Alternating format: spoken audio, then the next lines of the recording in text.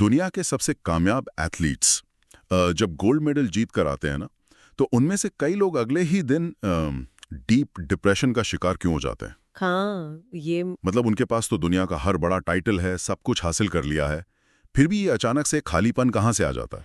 ये एक बहुत ही प्रोफाउंड सवाल है। इस फिनोमेना को साइकोलॉजी में सक्सेस गैप कहते हैं। अच्छा।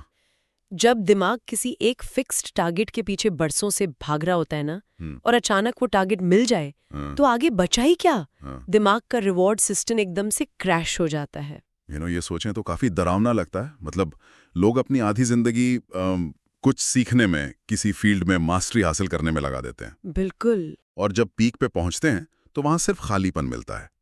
तो आज जिन सोर्सेज का हम गहन विश्लेषण करने वाले हैं, वो सीखने और सफलता के पूरे नजरिए को ही पलट देते हैं। सही कहा आपने। हमारे सामने दो काफी तगड़े कॉन्सेप्ट्स हैं आज। पहला है अब्राम खताना की जेएनआई प्रॉम्प्ट इंजीनियरिंग एकेडमी का learn to learn test and score system. ये सिखाता है कि किसी भी नई चीज में सॉलिड मास्टरी कैसे लानी है। राइट। और दूसरा है साइमन सिनेक के विचारों पर आधारित इन्फिनाइट सर्विस फ्रेमवर्क, जो बताता है कि उस मास्टरी का क्यों, यानी पर्पस क्या होना चाहिए। बेसिकली एक फ्रेमवर्क हमें एक बहुत ही शार्प और खतरनाक तलवार बनाना सिखाता है, और दूसरा फ्रेमवर्क ये बताता है कि उस तलवार को चलाना किस दिशा में है। वही तो। क्योंकि देखिए, अगर दिशा गलत हुई तो वो टूल खुद को ही नुकसान पहुंचा सकता है। एग्जैक्टली। तो चलिए सबसे पहले इस तलवार को बनाने के तरीके पर बात करते हैं, मतलब सीखने का विज्ञान। खताना का जो 6 लेवल लर्निंग सिस्टम है, वो एसेंशियली लर्निंग को एक रैंडम प्रोसेस से निकालकर एक एग्जैक्ट साइंस में बदल देता है। हाँ, नोटबुक एलएम द्वारा संचालित ये सिस्टम बहुत स्ट्रक्चर्ड है। इसका पहला स्टेज है लर्न टू लर्न।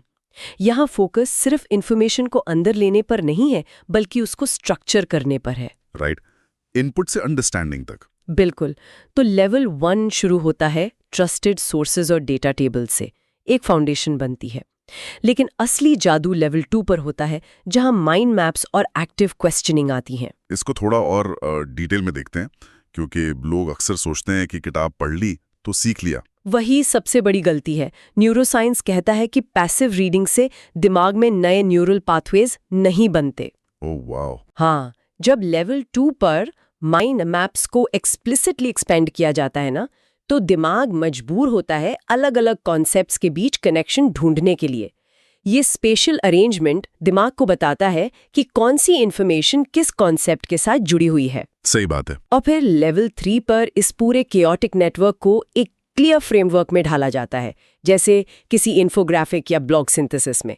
यहाँ जानकारी आखिरकार एक सॉलिड समझ का रूप लेती है। अगर मैं यहाँ एक एनालॉजी यूज करूँ तो ये किसी बिल्डिंग को बनाने जैसा नहीं है, बल्कि एक बढ़िया स्टील की तलवार को फोर्ज करने जैसा है। अच्छा, इंटरेस्टिंग।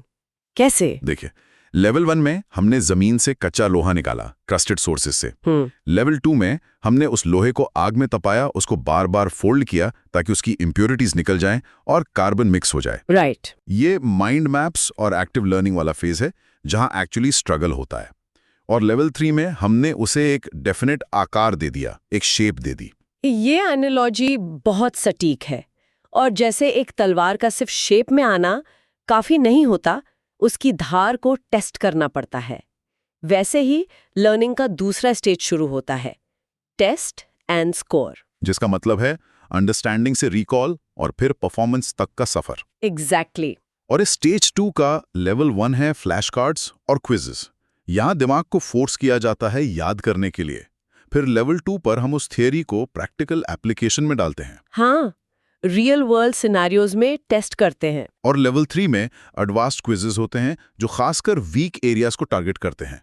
लेकिन एक मिनट, यहाँ मेरे दिमाग में एक डाउट आ रहा है। कैसा डाउट? क्या सच में दुनिया की समझ सिर्फ फ्लैश कार्ड्स और क्विजेस से आ सकती है?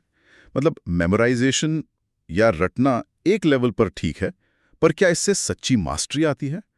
आजकल तो एआई का जमाना है ना, सब कुछ फोन पर इंस्टेंटली अवेलेबल है, तो याद क्यों करना? ये एक बहुत ही कॉमन मिसकंसेप्शन है। लोग सोचते हैं कि याद करना और समझना दो अलग चीजें हैं। तो ऐसा नहीं है। नहीं, जब तक बेसिक फैक्ट्स और बिल्डिंग ब्लॉक्स हमारे वर्किंग मेमोरी में रेडिली अवेलेबल नहीं होंगे, तब तक हम कॉम्प्लेक्स प्रॉब्लम सॉल्विंग नहीं कर सकते। स्टेज 2 का उद्देश्य रटना नहीं है, बल्कि कॉग्निटिव लोड को कम करना है। Okay, cognitive load. हाँ, जब रिकॉल ऑटोमेटिक हो जाता है, जैसे लेवल 1 के फ्लैश कार्ड से, तो दिमाग के पास स्पेस बचता है लेवल 2 के प्रैक्टिकल एप्लीकेशन के लिए। ओह, मतलब दिमाग को हर छोटी चीज सोचने में एनर्जी वेस्ट नहीं करनी पड़ती। एग्जैक्टली। और जो लेवल 3 में वीक एरियाज को पकड़ा जाता है, वो बिल्कुल वैसे हैं जैसे तलवार को किसी सख्त चीज पर मार कर देखना कि वो कहाँ से चटक रही है। मास्टरी कोई एंड पॉइंट नहीं है, ये लगातार चोट खाने और सुधरने का मैकेनिज्म है। ये बहुत पावरफुल कॉन्सेप्ट है, कॉग्निटिव लोड कम करना, ताकि दिमाग एक्चुअल क्रिएटिव प्रॉब्लम सॉल्विंग कर सके। ओके, तो इस स्ट्रक्चर्ड सिस्टम से हमने एक ऐसी माइंड मशीन तैयार कर ली जो किसी भी स्किल को मास्टर कर सकती है। तलवार एकदम धारदार हो चुकी है। बिल्कुल, लेकिन अब आती है इस पूरे विश्लेषण की सबसे बड़ी पैराडॉक्स। हमने शुरू में बात की थी उन चैंपियन एथलीट्स की जो गोल्ड मेडल जीतकर भी डिप्रेशन में चले जाते हैं। हाँ, तो जब मास्टरी मिल गई, सारे स्किल्स आ गए, टारगेट्स हिट हो गए, तो फिर प्रॉब्लम कहाँ है? प्रॉब्लम उस तलवार की दिशा में है। जब हम खताना के सिस्टम से सिनिक के इन्फिनिट सर्विस फ्रेमवर्क की तरफ शिफ्ट होते हैं, तो सवाल बदल जाता है। कैसे सीखें से क्यों सीखें की तरफ। वही, एथलीट्स का डिप्रेशन इसीलिए आता है क्योंकि उनका गोल फाइनाइट था, यानी सीमित था। फाइनाइट गोल्स की एक फिक्स्ड फिनिश लाइन होती है, मुझे प्रमोशन चाहिए, मुझे ये मेडल चाहिए, या मुझे इतना पैसा कमाना है। राइट। दिमाग इन चीजों पर डोपामिन रिलीज करता है, जो एक शॉर्ट टर्म रिवॉर्ड केमिकल है। जैसे ही गोल अचीव होता है, डोपामिन ड्रॉप हो जाता है और पीछे बचता है एक भयंकर खालीपन, जिसे हमने सक्सेस गैप कहा। तो इसका तोड़ क्या है? सिनिक का फ्रेमवर्क इसको इन्फिनिट और सर्विस ओरिएंटेड बनाने की बात करता है, एक अनंत दिशा। और जो एग्जाम्पल सोर्सेज में दिए गए हैं वो वाकई में बायोलॉजी और साइकोलॉजी को डीपली कनेक्ट करते हैं। कैसे, थोड़ा एलाबोरेट करेंगे? मतलब इंसान बेसिक लेवल पर एक सोशल एनिमल है ना। हमारी बायोलॉजी डिजाइन ही इस तरह हुई है कि हम अकेले खुद के लिए उतना दर्द नहीं सह सकते जितना अपने ट्राइब या अपनों के लिए सह सकते हैं। एग्जैक्टली। और इसका सबसे सिंपल एग्जाम्पल फिटनेस में देखा जा सकता है। अगर कोई इंसान सिर्फ एस्थेटिक्स के लिए, मतलब मिरर में अच्छा दिखने के लिए या एब्स बनाने के लिए हैवी वर्कआउट करता है, तो एक पॉइंट पर आकर मोटिवेशन टूटने लगते हैं। हाँ, दिमाग कहता है बहुत दर्द हो रहा है, अब रुक जाओ। लेकिन अगर वही इंसान ये सोचे कि उसे फिट इसलिए रहना है ताकि वो अपने छोटे बच्चों को आसानी से गोद में उठा सके, उनके साथ दौड़ सके, या अपने परिवार के लिए हमेशा फिजिकली कैपेबल रहे, तो एक न्यूरोकेमिकल शिफ्ट होता है। न्यूरोकेमिकल शिफ्ट मतलब बॉडी अलग तरह से रिएक्ट करती है। बिल्कुल। डोपामीन की जगह ऑक्सीटोसिन और सेरोटोनिन काम करने लगते हैं। दर्द वही रहता है, पर उस दर्द का मीनिंग बदल जाता है। जो कल तक एक बोझ या स्ट्रेस था, वो अब एक पैशन बन जाता है। एक मिनट, अगर इस लॉजिक को हम थोड़ा और एक्सट्रीम पे ले जाएं, तो क्या किसी व्यक्ति का खुद के लिए सपने देखना या टॉप पर पहुंचने का एम्बिशन रखना पूरी तरह से गलत या स्वार्थी है? नहीं। क्योंकि प्रैक्टिकल लाइफ में सर्वाइवल के लिए कंपटीशन जीतना तो जरूरी है ना। हम पूरी तरह से एक मॉन्क या सन्यासी मोड में तो नहीं जा सकते जहां अपना कोई पर्सनल गोल ही ना हो। ये पॉइंट क्लियर करना बहुत जरूरी है। फाइनाइट गोल्स या पर्सनल एम्बिशन खराब नहीं होते। जिंदगी में माइलस्टोन जरूरी है। टाइटल जीतना, पैसे कमाना, प्रमोशन लेना, ये सब माइलस्टोन्स हैं।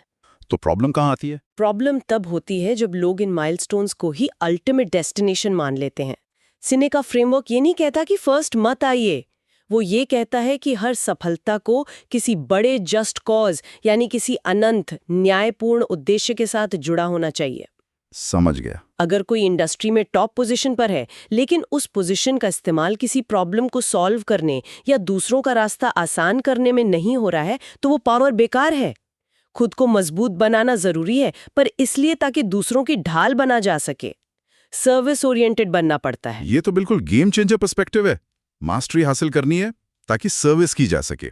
लेकिन यहाँ एक नया चैलेंज शुरू होता है। जैसे जैसे कोई इंसान इन माइलस्टोन्स को क्रॉस करके ऊपर बढ़ता है ना, अपने करियर में, सोसाइटी में या लीडरशिप में, हाँ। तो उसके आसपास का रियलिटी फिल्टर चेंज होने लगता है। जब हम एक जस्ट कॉज के पीछे भाग रहे होते हैं, तो सबसे बड़ा ब्लाइंड स्पॉट खुद हमारा ईगो बन जाता है। और इस रियलिटी फिल्टर के चेंज होने को समझने के लिए सोर्सेज में एक ऐसी विजुअल एनालॉजी दी गई है जो एक बार सुनने के बाद दिमाग से नहीं निकलती। Tree of monkeys. ओह हाँ, बंदरों का पेड़। ये कंसेप्ट हिलेरियस होने के साथ साथ काफी डिस्टर्बिंग भी है। सही में। इमेजिन कीजिए, एक बड़ा सा पेड़ है जिसमें अलग अलग डालियों पर बहुत सारे बंदर बैठे हैं, एक कॉर्पोरेट हायरार्की की तरह। जो लोग पेड़ पर सबसे ऊपर बैठे हैं, जब वो नीचे की तरफ देखते हैं तो उन्हें क्या दिखता है? उन्हें सिर्फ ऊपर देखते मुस्कुराते हुए खुशामद करते हुए चेहरे दिखते हैं, क्योंकि सबॉर्डिनेट्स हमेशा बॉस को वही दिखाना चाहते हैं जो बॉस देखना चाहता है। और जो लोग पेड़ पर सबसे नीचे बैठे हैं और ऊपर की तरफ देख रहे हैं, उन्हें किसी के मुस्कुराते हुए चेहरे नहीं दिखते। उन्हें ऊपर बैठे लोगों के असली चेहरे दिखते हैं, या ब्लंटली कहें तो सिर्फ उनके बिहाइंड्स दिखते हैं। एग्जैक्टली। बॉटम लेवल वाले लोगों को लीडरशिप की असलियत, उनके डबल स्टैंडर्ड सब पता होते हैं, लेकिन ऊपर बैठे लीडर को लगता है कि सब कुछ परफेक्ट चल रहा है, क्योंकि उसको तो सिर्फ स्माइल्स दिख रही हैं। ये एक डरावना इल्यूजन है। पीआर इल्यूज ना होने की वजह से लीडर हमेशा आखिरी इंसान होता है जिसे सच पता चलता है। और यही से जन्म होता है एक साइकोलॉजिकल कॉन्सेप्ट का, जिसे एथिकल फेडिंग कहते हैं। एथिकल फेडिंग, ये क्या है? जब एक लीडर ग्राउंड रियलिटी से डिस्कनेक्ट हो जाता है तो छोटे छोटे कॉम्प्रोमाइजेस शुरू होते हैं। इसको द स्लिपरी स्लोप भी कहा गया है। एक दिन एक छोटा सा व्हाइट लाई या सफेद झूठ बोला जाता है किसी क्लाइंट को हैंडल करने के लिए या किसी डेडलाइन को कवर करने के लिए। राइट। दिमाग उसे रैशनलाइज कर लेता है कि थोड़ा बहुत तो चलता है, इसमें किसी का डायरेक्ट नुकसान नहीं है। पर दिमाग का यही रैशनलाइजेशन आगे चलकर आदत बन जाता है। एक दिन का सफेद झूठ अगले साल का कॉर्पोरेट फ्रॉड बन जाता है। इंसान अनैतिक काम करके भी खुद को पूरी तरह से सही और एथिकल ही मानता रहता है, क्योंकि उसका मॉरल कंपास धीरे धीरे फेड हो चुका होता है और उस इंसान को रियलाइज ही नहीं होता कि वो लाइन कब क्रॉस कर गया। इससे बचने के लिए जो सोल्यूशन यहाँ सजेस्ट किया गया है वो सुनने में सिंपल लगता है, पर एक्चुअली करना ऑलमोस्ट इम्पॉसिबल है। 48 आवर नो लाई चैलेंज। हाँ, ये चैलेंज बहुत इंटरेस्टिंग है। अगले 48 आवर्स तक कोई सफेद झूठ नहीं, कोई एग्जैजरेशन नहीं, जो सच है स्ट्रिक्टली वही बोलना। ये चैलेंज एसेंशियली हमारे मॉरल कंपास को रिकैलिब्रेट करने का एक शॉक ट्रीटमेंट है। जब हम ये ट्राई करते हैं तब हमें रियलाइज होता है कि हम दिन भर में कितने कैजुअल लाइज बोलते हैं। पर देखिए, क्या प्रैक्टिकल दुनिया में ये 48 आवर नो लाई चैलेंज एक डिजास्टर नहीं हो सकता? आपको क्यों लगता है ऐसा? एक ऐसी सिचुएशन सोचते हैं जहां सच बोलना एक्चुअली किसी को डिस्ट्रॉय कर सकता है। मान लीजिए किसी का आज तक का सबसे खराब दिन चल रहा है, उसने एक ऐसी प्रेजेंटेशन दी जो डिजास्टर थी, या कोई गेम खेला जिसमें वो पूरी तरह फेल हो गया। ठीक है। वो शख्स पहले से ही टूटा हुआ है। अगर मैं उस वक्त उसे ब्लंट सच बोल दूं कि तुमने टेरेबल परफॉर्म किया, तो वो तो पूरी तरह टूट जाएगा ना। ऐसे में तो व्हाइट लाई बोलना एम्पैथी है कि कोई बात नहीं, तुमने ठीक किया। क्या ये भी गलत है? ये क्लासिक डायलेमा है जहां लोग ईमानदारी और कठोरता के बीच कंफ्यूज हो जाते हैं। यहाँ पर कॉन्सेप्ट आता है इफेक्टिव टाइमिंग का। Effective timing. हाँ, ईमानदारी का मतलब ये नहीं है कि हर सच को बिल्कुल बिना सोचे समझे किसी के चेहरे पे मार दिया जाए। सच बोलना जरूरी है, बट टाइमिंग उससे भी ज्यादा जरूरी है। तो उस डिजास्टर वाली सिचुएशन में क्या अप्रोच होनी चाहिए? उस स्पेसिफिक वक्त पर जब सामने वाला इमोशनल टर्मोइल में है, तब उसको क्रिटिक नहीं चाहिए, उसको सपोर्ट चाहिए। झूठ बोलने के बजाय इंसान चुप रह सकता है या सिर्फ इतना कह सकता है, आज का दिन टफ था, आओ बैठ के चाय पीते हैं। ओह, आई सी। और जब अगले दिन या 2 दिन बाद जब उसका दिमाग काम स्टेट में हो और वो फीडबैक लेने की मानसिक स्थिति में हो, तब पूरी ईमानदारी से बताना चाहिए कि कहाँ गलतियां हुई। सच छुपाना गलत है, पर सच को गलत वक्त पर हथियार की तरह यूज करना भी उतना ही गलत है। वाओ, ऑनेस्टी को ब्रूटल होने की जरूरत नहीं है, उसको सिर्फ टाइमली होना है। झूठ का सहारा लेने की बजाय सही वक्त का इंतजार करना बेहतर है। बिल्कुल। सच्ची लीडरशिप सच और समय दोनों को एक साथ लेकर चलती है। ये पर्सपेक्टिव काफी लिबरेटिंग है, क्योंकि सच का सामना करने का जो सबसे बड़ा डर होता है वो है वल्नरेबिलिटी। हम सब अपने आसपास एक परफेक्ट इमेज मेंटेन करना चाहते हैं, लेकिन आज के डिजिटल दौर में लोग वल्नरेबिलिटी के कॉन्सेप्ट को ही हाईजैक कर चुके हैं। एक अजीब सा ट्रेंड चल पड़ा है। आप ब्रॉडकास्टिंग की तरफ इशारा कर रहे हैं ना? वही तो, सोशल मीडिया पर अपना कैमरा ऑन करके रोना या हजारों अनजान फॉलोअर्स के सामने अपनी कोई सैड स्टोरी सुनाना। बहुत से लोग इसे एक्सट्रीम वल्नरेबिलिटी मानते हैं। उन्हें लगता है मैं कितना ओपन हूं, लेकिन सच्चाई यह है कि ये सिर्फ एक परफॉर्मेंस है। सही कहा। ये वल्नरेबिलिटी नहीं बल्कि सिर्फ ब्रॉडकास्टिंग है। इसमें एक स्वार्थी वैलिडेशन छुपा होता है, जहां इंसान को लाइक्स और सिंपैथी चाहिए होती है। तो फिर असली वल्नरेबिलिटी क्या है? असली वल्नरेबिलिटी में परफॉर्मेटिव एलिमेंट नहीं होता। असली वल्नरेबिलिटी डीप, अनकंफर्टेबल और वन ऑन वन होती है।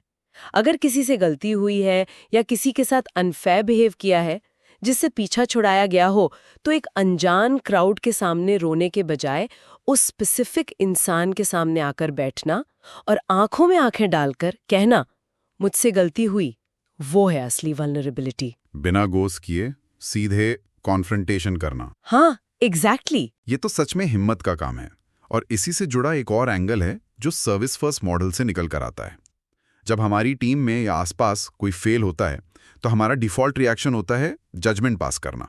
हम तुरंत लेबल लगा देते हैं। बिल्कुल, कि ये इंसान आलसी है या इसको तो काम करना ही नहीं आता। जबकि वहाँ जजमेंट की बजाय क्यूरियोसिटी यानी जिज्ञासा की जरूरत होती है। एक सर्विस माइंडेड लीडर सोचेगा कि अगर ये शख्स फेल हो रहा है तो इसके पीछे असली कहानी क्या है। क्या इसके पास रिसोर्सेज नहीं है? क्या इसकी पर्सनल लाइफ में कोई बड़ा क्राइसिस चल रहा है? राइट। लेबल्स इंसान को बॉक्स में बंद कर देते हैं, जबकि जिज्ञासा उन्हें उस बॉक्स से बाहर आने का रास्ता दिखाती है। और इस पूरे फ्रेमवर्क का सबसे माइंड ब्लोइंग हिस्सा, जहां एक मैसिव पैराडाइम शिफ्ट फील होता है, वो है मदद मांगना। कॉम्पिटिटिव कल्चर में हम सब यही सीखते हैं कि मदद मांगना एक वीकनेस है, कमजोरी है। सही बात है। साल्फा अचीवर्स या हाई परफॉर्मेंस को लगता है कि अगर उन्होंने किसी से हेल्प मांग ली तो कंट्रोल चला जाएगा या लोग उन्हें इनकॉम्पिटेंट समझेंगे। पर सोर्सेज इसको बिल्कुल उल्टा देखते हैं। मदद मांगना वीकनेस नहीं, एक एक्ट ऑफ सर्विस है। इसको थोड़ा और डीपली प्रोसेस करते हैं। जब एक हाई अचीवर सब कुछ खुद कंट्रोल करने की कोशिश करता है तो वो आसपास के लोगों को एलियनेट कर देता है। उन्हें लगता है कि यहाँ हमारी जरूरत ही नहीं है। हाँ, वो लोग डिस्कनेक्ट फील करते हैं। पर जब वही स्ट्रांग लीडर किसी और से सच्चे मन से मदद मांगता है, चाहे वो कोई छोटा सा काम हो या बड़ा एडवाइस, तो वो एसेंशियली सामने वाले को एक मौका दे रहा होता है। मौका कैसा? मौका खुद को वैल्यूएबल फील करने का। ये पॉइंट सोचें तो पूरी सोच को झंझोड़ देता है। जब हम किसी दोस्त या कलीग को टेक्स्ट करके कहते हैं, यार मैं इस जगह अटक गया हूं, मुझे मदद चाहिए, तो हम एक्चुअली उसे एक प्लेटफॉर्म दे रहे हैं अपना हुनर दिखाने का। बिल्कुल। हम उसको हीरो बनने का चांस दे रहे हैं। इससे ट्रस्ट बनता है, बॉन्ड बनता है। हमने हमेशा सोचा था कि दूसरों की मदद करना सर्विस है, पर अपनी ईगो को साइड रखकर किसी दूसरे की मदद एक्सेप्ट करना और उसे काबिल महसूस करवाना, ये उससे भी बड़ी सर्विस है। यही how does this help you mindset का असली उदाहरण है। एक दूसरे पर निर्भर रहना, इंटरडिपेंडेंस, समाज की सबसे बड़ी ताकत है। जब एक पूरी टीम इस तरह ऑपरेट करती है तो उन्हें एक्सटर्नल मोटिवेशन की जरूरत नहीं पड़ती। उनका कल्चर ही उनका इंजन बन जाता है। ये सब कनेक्ट करके देखना वाकई में आंखें खोल देने वाला तजुर्बा है। आज का ये गहन विश्लेषण कितना रोचक रहा। हमने शुरुआत की थी लर्निंग को हैक करने से। हाँ। हाताना के 6 लेवल सिस्टम ने हमें सिखाया कि दिमाग को ऑप्टिमाइज कैसे करना है। पैसिव रीडिंग को एक्टिव मैपिंग में बदलना, वीक एरियाज पर स्ट्राइक करना, कॉग्निटिव लोड कम करना, एक ऐसी फाउंडेशन बनाना जो सॉलिड हो, मतलब तलवार को धार देना।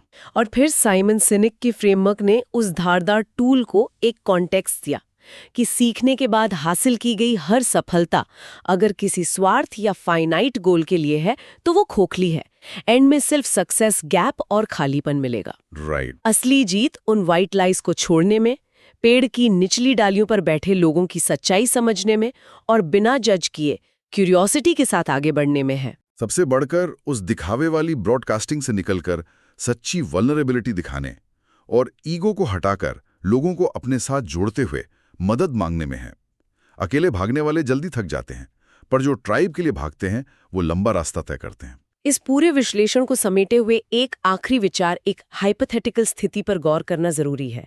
ये शायद मास्टरी और सक्सेस की रियलिटी को टेस्ट करने का सबसे बड़ा पैमाना है। हाँ, तो सोचने वाली बात यह है, एक पल के लिए इमेजिन कीजिए, अगर कल सुबह अचानक किसी के सारे फाइनेंशियल या करियर के सपने पूरे हो जाएं, बैंक अकाउंट में जरूरत से ज्यादा पैसा आ जाए, करियर में जिस टॉप पोजीशन पर जाना था वो टाइटल मिल जाए, सब कुछ हासिल हो जाए। हाँ, दुनिया का हर मटेरियल सपना पूरा हो जाए, तो अगले दिन बिस्तर से उठने का और बाहर निकलकर मेहनत करने का क्या उसके पास कोई ठोस कारण बचेगा? अगर इस सवाल का जवाब आकर एक ब्लैंक साइलेंस में रुक जाता है, यानी नहीं है, तो इसका मतलब साफ है, उसकी सफलता की सीढ़ी किसी ऐसी दीवार पर टिकी थी जो गलत थी। असली मास्टरी सिर्फ दिमाग में किताबी ज्ञान भरने या स्किल जमा करने में नहीं है। सही बात है। मास्टरी उस ज्ञान को, उन स्किल्स को एक ऐसी दिशा देने में है जो खुद उस इंसान से भी इतनी बड़ी हो कि वो दिशा कभी खत्म ही ना हो। एक ऐसा अनंत उद्देश्य जो किसी नंबर या टाइटल का मोहताज ना हो। वो इनफाइनाइट कॉज जो किसी के ना रहने पर भी बाकी सबकी जिंदगी आसान कर रहा हो। सोचिए, अपना खुद का वो अनंत उद्देश्य आखिर है क्या? साथ जुड़े रहने के लिए बहुत बहुत शुक्रिया। सीखने और समझने का ये सिलसिला आगे भी जारी रहेगा।